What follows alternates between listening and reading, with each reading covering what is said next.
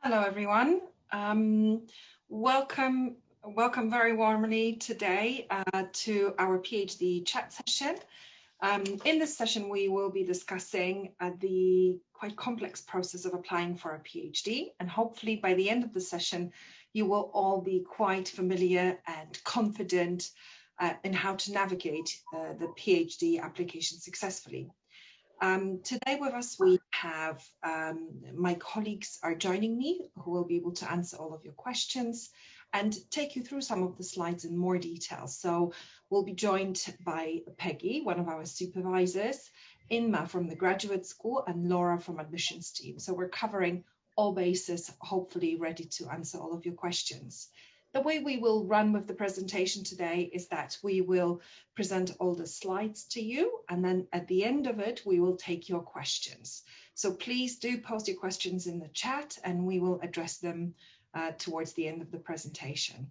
Okay, so if I could start by just introducing to you where you can find information about the PhD program on our website. If you simply type in brunel.ac.uk/PhD, this is where you'll be able to find information about the different types of PhDs that we offer at Brunel University, and also the entire application process outlined for you step by step, hopefully giving enough detail for you to do it independently at your end.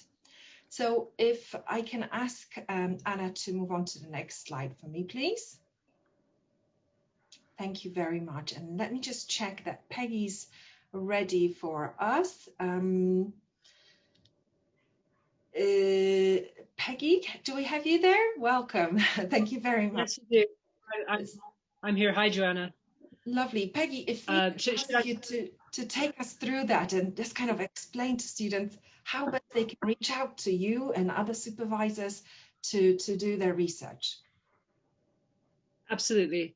Hello, everyone, and welcome to this open evening. I'm Dr. Peggy Froer. I'm one of the PhD research directors for the Department of Social and Political Sciences. So I'm here to talk you a little bit through how to navigate sort of your application process, beginning with how to choose a supervisor and a topic. So as you're all here this evening with us, it stands to reason that you probably have already some ideas in mind, that you have been thinking about a potential research topic, or certainly an arena of research that you're interested in pursuing further. You may not know exactly the department that you might fit within, or the subject group, or indeed the broader kind of theoretical avenue that you want to pursue. But this is where, firstly, it comes down to you. For example, if you have a sort of vague idea in mind, do some of your own research on the web around the sort of academic work that's taken place in relation to this idea. Who's worked on it? Where do they reside in terms of their academic sort of setting? Where are they positioned? Which university? Which department? What kind of work have they done in and around that kind of particular topic, however broad or general or specific you've been thinking about it? So what are the experts? Who are these experts? And what kinds of work have they written about this sort of to date? And then think a bit further, how might your research interests fit into the research interests of that particular sort of research expert, that academic? Now, once you've got that far, you're sort of honing in on your sort of research topic, and you've kind of narrowed down a selection of potential academics or supervisors or experts who might be working in and around or on things related to that topic. Then start reading up a little bit on the kind of work that academic might be doing or that scholar has been carrying out. Sort of delve into the sort of research that they've been doing, have a look at their websites, have a look, if you can, try and get access to some of their writings, or at least some of the material that might be available on the web. And read up a little bit more, again, in order to think about, okay, how best might my research, prospective research topic fit in with existing research and with existing academics and scholars out there. Now, once you've done this, I suggest that you approach them. You'll find their emails online, usually associated with the university or the institution that they are affiliated with, and send them an email. Send them an email explaining, look, I'm interested in this research topic. I've been interested in this for some time. Here is how my interest in this research topic has evolved. I've read into the fact that you yourself are an expert on this topic, that you've carried out research in this setting on this issue with these people, and it interests me greatly. I too am interested in that, or am interested in exploring a kind of related element of that. And I'm writing to you to explore the possibility of potentially carrying out research under your supervision. So that's the big kind of proposition email, if you will, that you will be sending to your prospective supervisor. So really, in the first instance, I strongly suggest that you do your homework on your prospective supervisor and his or her research. Read up on them, read up on the topic. Again, it stands to reason that you already potentially have a topic in mind. That's why you're here this evening, this afternoon, kind of participating in this. Read up on a potential supervisor's topic and approach them. And approach them having some existing knowledge in hand. Because that will impress your prospective supervisor. They'll think, this person has done their research. This person is quite serious. This person actually genuinely is interested in pursuing this sort of line of study. They've read up on my interests. They know that I've worked on X, Y, Z. They're flagging this up. Okay, they interest me. I'm going to pursue this conversation and this potential research supervision relationship with them. If you do that sort of background work, that kind of homework, I can almost guarantee that you'll receive a response within a few days or within a relatively short period of time. So again, how best to find a supervisor? Well, do your homework, do your background work on the topic and the kind of area of interests that you wish to pursue. Highlight and sort of shortlist a group of academics or scholars who work on these issues. Do some background work on them. You'll find all kinds of information online on their university websites and so on, and then approach them.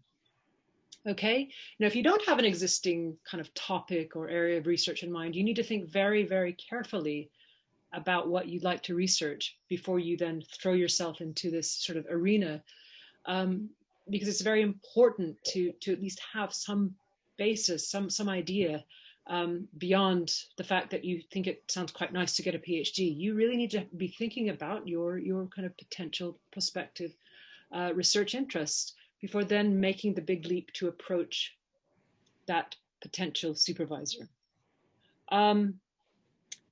Again, if I received an email like that, someone who'd done their research on me, who'd done some background work, who knew what I was working on, who was familiar, vaguely at least, with the sort of topical work that I do, and who expressed a clear interest in working with me and who has a set of ideas that they wish to explore, I would absolutely respond within a few days and say, hey, this person is taking this very seriously. They mean business. Absolutely interested in pursuing this conversation.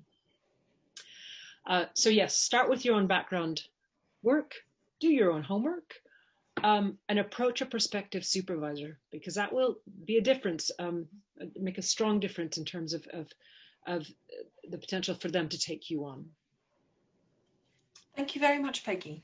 And I know that a lot of our supervisors are already are looking for students to a particular research area that they're currently undertaking.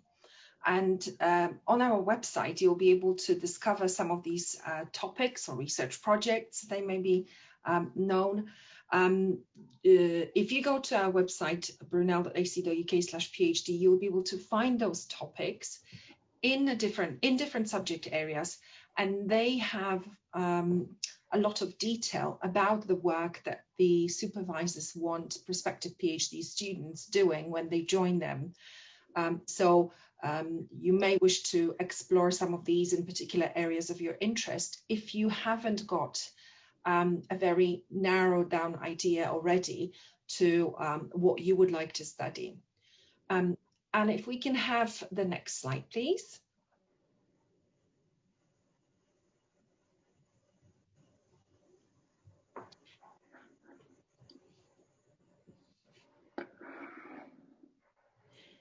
So as Anna's changing the slides for us here, hopefully any minute, there you go. So as Peggy mentioned, once you've identified that potential supervisor that you're interested in, that you would like to work with, please get in touch with them, as Peggy said. Do not feel intimidated. They will find the time to respond to you. And even if sometimes the email falls through the cracks, just give them another nudge to respond to your email. Once you're ready with your choice, or you have kind of a little bit of an idea who you would like to work with, you will then need to find the right application form for the PhD. So where do you find the application form? On the profile of the supervisor, you will be able to identify the area, subject, or department that the supervisor is currently working in. And in that area, or the subject, you will see a list of all PhD courses or opportunities that we have. So if you go into the subject areas of our website and then into the particular PhD course page, you will be able to see a button on the right-hand side saying apply here. And that's where you will be able to access the application form for each of the individual areas. So if you're interested in PhD in a topic within anthropology, you would go to the anthropology subject areas and then find the PhD listings, and then apply through the PhD in anthropology course pages. If we can move on to the next slide. And here I would like to introduce Laura, who's our admissions manager, and she's going to take you through what is needed as part of your PhD application. Laura? Thank you, Joanna. Hi all, hope you're well. So on this slide, I'm going to talk through what documentation is required for admissions to make an assessment.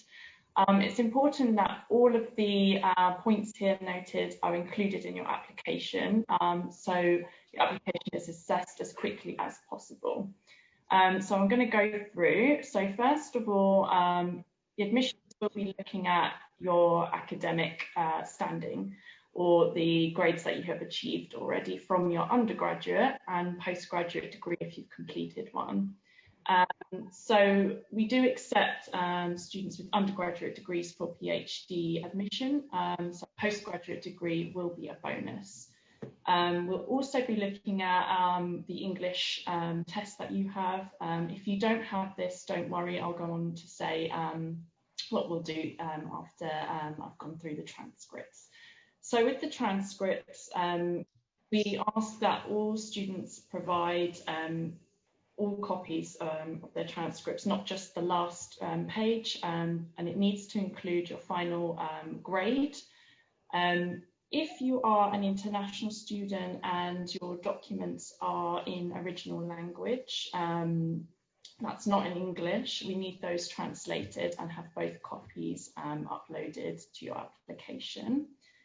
And that goes for the postgraduate qualifications as well. In terms of the English test, we do accept a wide range of English language tests. So usually we do it, we ask for IELTS. However, we will accept TOEFL, Pearson Test of English, and Duolingo for the upcoming intake for September 21 onwards. It's important with the English to note that if you don't have this at the point of making your application, don't worry, because if you are accepted, we can add this as a condition of your offer.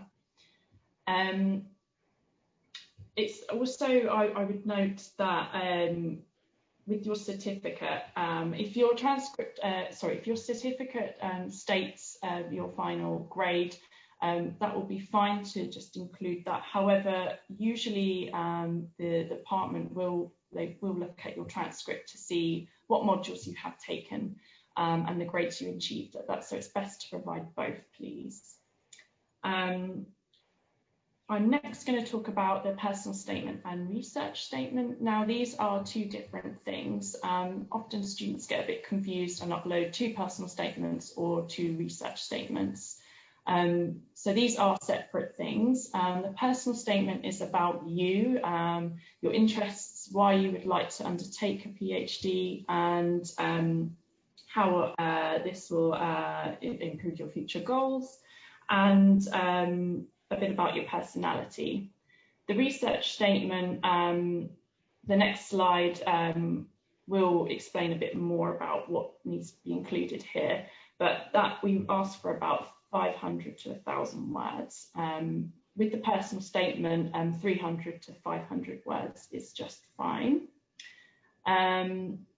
I'm next going to say about the references. So we do ask for 2 to be submitted with your application if you have these to hand. However, if you don't have a reference at the point of making the application, again, don't worry. On your application form, there will be a section where you can add your referee details, and then that will send an automated email to the referees who could submit those reference letters at a later date.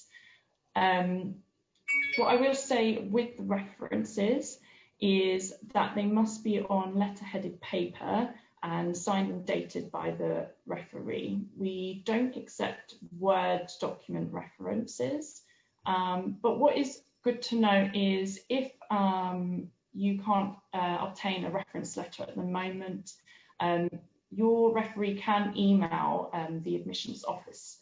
So as long as the referee details match up to the ones that you put on your application form. So for instance, if you to put me, so laura@brunel.ac.uk, and then the email address is from laura@brunel.ac.uk, that's absolutely fine. So that provides a bit of flexibility. There is also, along with the reference section, there is a section on the application if you have been in touch with the supervisor already, where you can note the name of the supervisor. And when it comes to sending your application to the department, we will note that, and it will speed up the process. So it's recommended that you do include that information. And that's all that's required. If you do have any queries about, we do accept a wide range of English language tests, which may not be the standard TOEFL, IELTS, for instance. You are welcome to contact the admissions team. Later in the slides, I will provide those contact details and ways you can contact us. So feel free to contact us before you submit your application if you wanted to check something over. But as I said before, it's important that you do include all this information in the first instance. From experience, a lot of PhD applications have been held up because we've been requesting further information to make an informed decision. And that's all on this slide. Thank you. Thank you very much, Laura. So if we can have Inma now from the graduate school to explain to us what exactly should be in the research statement, as this is one of the most important documents in your application. Inma? Thanks, Joanna. Hi, everyone. My name is Inma Andres, and I work in the graduate school as a student program manager and research advisor. So as Joanna said, research statement is really important. It's one of the most important parts of the application, I would say. And when you are going to write this statement, it's between 500 words and 1,000 words. You might start to think about all those ideas that you have about what would you like to do during your PhD, these wonderful ideas. But before write all of those, you need to think about a few questions. First of all, what is the research questions that you want to cover? So what I mean is, what will your objective of your research will be? And also, what gap of knowledge you will try to address or cover. So what gap of, when I mean with the gap, is when you are reading, and I will advise you to read some papers from different academics that we have, try to see what is the part of knowledge that no one has addressed, an issue that you have recognized that, I don't know, for example, from data, from Bitcoin, I don't know, that you think, well, there's not so much research about this. I think that I would like to do something like that. So think about all those things that no one have addressed before. And then you need to think about why. Why do you want to do a PhD? Some people will answer, well, I want a title in front of my name. I will say not to say that. But from my personal experience as a former PhD student at Brunel, I would say that you need to think about how will you contribute to the research community, to the society. How would you contribute? Are you going to address a problem that the society will benefit? It could be social, it could be economic, it could be science, anything that can help the community and the society. Think about that. And why did you choose that research topic? And that link with something that Peggy mentioned as well before, that is something that you have been looking previously in your previous degree, on your work experience. If so, you need to highlight this, because that will give more information in the application about that you have a previous experience. So have a look as well what Peggy said. Have a look at the academics that we have. Contact with them, definitely highlight this. I will highlight this so much. And have a look what publications they have recently. And when you have these ideas, try to tailor your research proposal to what we are offering at the moment at Brunel. So what research areas we have. If it's someone that is doing something similar, is in the same research area, try to tailor this research statement to a similar research area, okay? So you are giving evidence that this research can take place at Brunel, and someone could be your potential supervisor as well. And definitely contact with any potential supervisor. That will be really good. Another thing that we'll highlight is regarding to the experience is if you have a knowledge of a technique or a method, or you have experience you have experience with data, something like you are going to use during your PhD, that will be really beneficial. So for example, when I did my PhD interview at Brunel, they were really asking me about if I have experience with different techniques. And because I was the only candidate who has this experience, I was the lucky one to have the opportunity to do the PhD at Brunel.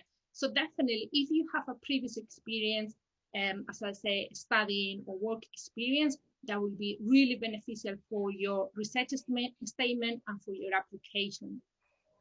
And have a look what also we have at Brunel, what kind of labs, if you need a lab or technique or equipment. Talk to the supervisor of the academics if you can, and ask these questions. Sometimes as a student program manager, I found that the application was not successful because they require certain amount of equipment that we don't have sometimes at Brunel. So it's really important to know what we have at Brunel, what we can offer you, and take your research idea to those, okay? So I think that more or less this is what I would like to share with you with the research statement, but definitely try to contact with us as much as you can. We are here to help you, and we'd like to give you more tips. Fantastic. Thank you very much, Inma. If we could have the next slide, please. So here we'll have Laura again, just taking us through what the application journey is like, what students can expect once they submit the application. Yes, so you may see the average time will be 2 to 3 months from application to offer. This can seem like a long time. However, as you can see from the steps, there are quite a few departments and supervisors that will need to review the decision before an offer can be made. So this explains for that time scale. So once you've submitted an application, admissions usually assess these within a 24-hour period, but in peak times it can be up to 72 hours. So during this assessment, we'll look at your academic suitability and whether you meet the criteria for your PhD. At that point, if we can refer your application to the department, we'll do so, and the department will then have a look to see where you're interested in, which department it would lie, and they will conduct a more in-depth review. It's then handed to see if there's a supervisor match, or if there's one that's already been stated on your application, and you will be invited for an interview then. In terms of how the interview process works, from admissions, we don't have much involvement in that. So Peggy, I don't know if you wanted to just briefly go over the interview process.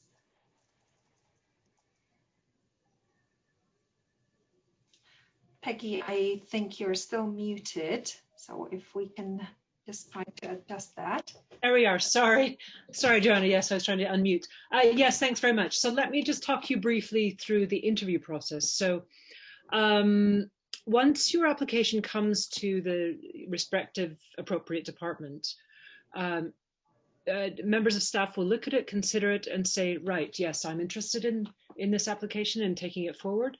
Hopefully, as I mentioned in my previous discussion on slide 2, this prospective supervisor will have already seen or heard from you, or be somewhat familiar with your expression of interest. You will have been in touch with them and have already started a sort of dialogue with them. That's highly recommended. And again, as was just presented in relation to your research statement, you might want to flag up the kind of synergies and similar interests between your proposed research and that of your proposed prospective supervisors. So that's an important thing to flag up. So at the time of interview, who will be present at the interview? Well, your prospective first and indeed second supervisor could potentially be present, or will likely be present, along with possibly an independent member of staff who will serve as a sort of check to assess the application, to assess your interest and your sort of your criteria of excellence and so on. So there will be 2 to 3 members of staff who will be present. Now, in the olden days, we might have conducted these interviews in person on campus. Nowadays, of course, everything is conducted online. So your interview will take place online, either via Zoom or potentially over Skype or otherwise. Some occasions the interviews have taken place over telephone, but these will be conducted online or virtually in the current climate. How can you prepare for the interview? Once we get to this stage, you're called and invited to interview. Well, first and foremost, you need to be prepared to discuss your proposed research. What led you to this research, the background to your research. You'll be asked about your kind of interests and what's led you into wanting to explore this topic further, these issues further. What in your background has garnered interest in this kind of area of prospective study. And here I'm referring not only necessarily to your sort of academic or research or scholarly interests, but also to your personal interests and indeed to your background and potential previous training or work experience. For example, I'm an anthropologist and I might be interested in those who've had experience working in, say, the development world, in developing countries, on issues related, for example, to poverty or to education. These are issues that I myself work on. So I'd be interested in hearing your own background and experience in these areas, along with your specific research and scholarly interests in pursuing further research in that area. So be prepared to talk about your background, training, your interests, your previous experience. Any experience related to your prospective research is also very helpful. Importantly, we will be asking you a very simple question. Why do you want to do a PhD? A very simple question. It often throws our candidates. Why do I want to do a PhD? Well, what do you want to get out of a PhD? What do you hope to do with a PhD? What are your plans after the PhD? We want to know this. So think about this very, very deeply. What is motivating you to do a PhD in the first place? and think very hard about this. We want candidates who are committed, who are serious, who have very sort of well thought out substantive plans, both in terms of what is motivating them to approach the PhD in the first instance, as well as what they hope to gain from it and where they hope to see themselves with the PhD, what the PhD will add to their future journey. So be prepared to answer that question. In terms of also broader kinds of preparation you could do, read up on related issues, related articles, related theories. Again, you will hopefully have done some research on your prospective supervisor or supervisors. Be familiar with what they work on. Be familiar with what you're proposing to work on, because they'll ask you a bit more about, some of the sources that you cited, some of the authors and theorists that you may have cited in your proposal. So be prepared to talk a bit more about that in the interview. Right, in terms of the length of the interview, this could last anywhere from 15 to 20 minutes on up to half an hour to 45 minutes. The average time for me when I conduct these interviews is between around 20 to 30 minutes. So we're looking at that sort of time frame here. Although again, it could be a little bit shorter, and given how the discussion goes, it could be much longer. I think I've covered most grounds here. Again, in order to make it a very sound and good impression, prepare yourself. Do your background homework, both on your topic and your proposed research, as well as on your prospective supervisors and their work. Think very hard and very carefully about why you want to do a PhD, what you want to do with a PhD. Is it necessary in terms of where you see yourself and your future to engage in the long PhD process? Because it is a very, very strong commitment that we're asking you to make. It's 3 to 4 years, sometimes a bit longer. So we will ask you why and what is motivating you to do this. So be prepared to answer that question. Peggy, just a quick one before you go. What questions should the student ask the supervisors whilst they have them on the phone doing the interview? Oh, that's a good question. The student might throw some of these questions back to them. Well, how did you get interested in the anthropology of, in my case, India, or in issues related to poverty or in development? What drove your interests? What made you want to do a PhD? Did you always want to do a PhD? Could you see yourself doing other things? You could even ask them, okay, so perhaps you want to be an academic, or you want to pursue academia after your PhD. You could query your prospective supervisor in terms of, well, what other possible career paths might I take with this particular qualification, besides academia or besides what you plan to pursue. So absolutely turn some of these questions around. And it's not a bad thing, and it's to also seek advice at this stage. Well, where do you suggest, I would be interested in pursuing academia at this stage, although I'm not completely committed to that. What are some of the other fields I could potentially explore with this kind of PhD? Lovely. Thank you very much. And Laura, in terms of the approval and offer, how long would students normally wait for an offer? So from the interview to the offer coming through to admissions, it can take 2 to 3 weeks. So during this time, we do ask the students to be as patient as possible. But once a decision does come through, it goes to the head of the college for approval first, and then that comes through to admissions. And as soon as that decision comes through admissions, we do prioritise our PhD applications, and therefore we will assess it the same day it comes through. Unless it's during peak times, it can take up to 3 days, but it's usually on the day that we prioritise that. Going back to the admissions process, and going back to including all those documents that I spoke about earlier, if there is anything missing, we will contact you by email and explain exactly what's required. Students have up to 10 days to provide that. But If you're ever unsure, as I keep saying, please do contact us and do check your eVision portal. I'll explain a bit more on the next slide. But we should get back on the same day so you can prepare, because we know how long it does take from application to offer. And Laura, at this point, if I can just ask you, in terms of the references, when students need to provide references or other documentation, do they all have to come at the same time when the student's submitting the application? No. So you have noted a referee in your application. That's fine. That will send an automated email to the referee, and they will provide it when they can. They've got a deadline of when to provide it. I believe that's 10 days as well. So you can still go ahead and submit your application without the referees.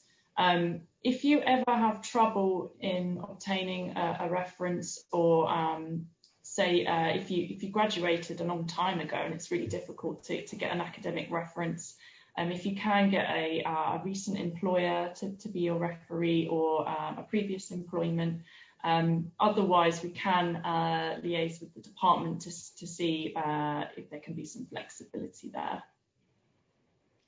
Lovely, thank you. Could we have the next slide, please?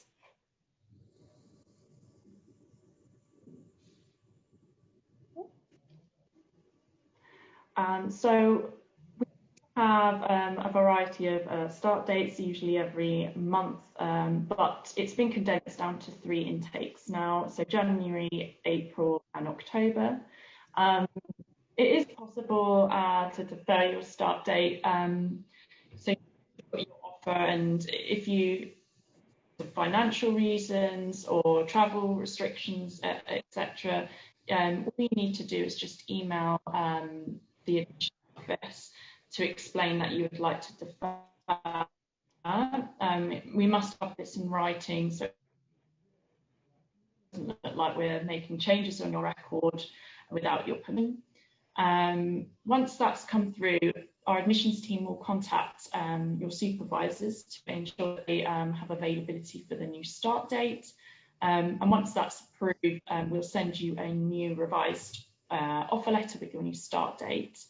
What's important to note, if you are thinking about deferring, you may, when you get your new offer letter, see the English language condition added, or a passport condition added. This is because the English language qualification or your passport may expire with the new start date. So that's just something to bear in mind. I also wanted to note earlier in the slides, I forgot to mention that sometimes you may, only for our engineering PhDs, but have an ATAS requirement. It's important to note that it can take up to 20 working days to obtain an ATAS certificate.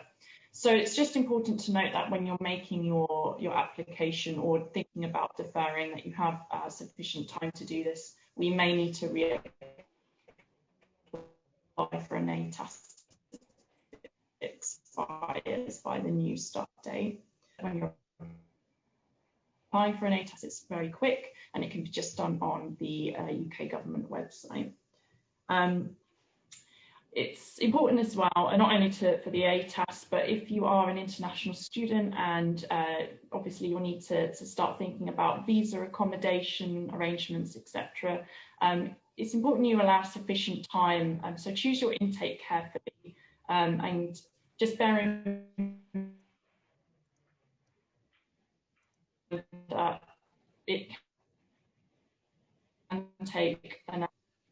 If you need any advice on visas or when you will get your CAS, for those who are not sure what a CAS is, international students require a confirmation of acceptance studies in order to apply for a Tier 4 visa, and that can take a few weeks to process. So, as I said, it's just really important to bear in mind the processing time and having a think about when a realistic time you can start. Fantastic. Thank you very much, Laura. If we could have the next slide, please.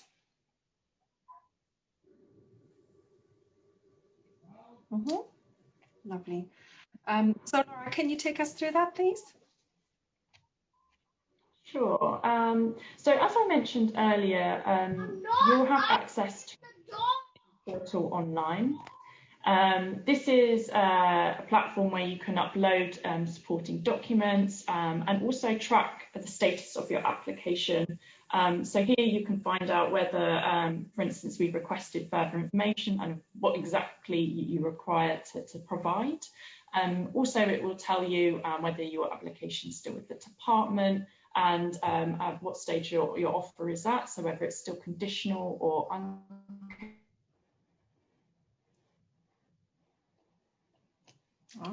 and what's required.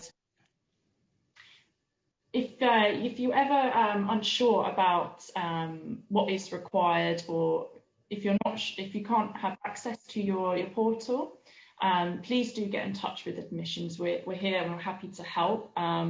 As promised, I said earlier, the admissions email address is admissions@brunel.ac.uk.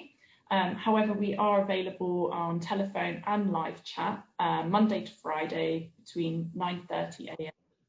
to 4:30 p.m. The telephone number is 01895. I've forgotten the last bit of our phone number, but it will be on the website, or I can put it in this chat, so I will provide that. But as I said, yes, please do get in touch with us if you do have any questions.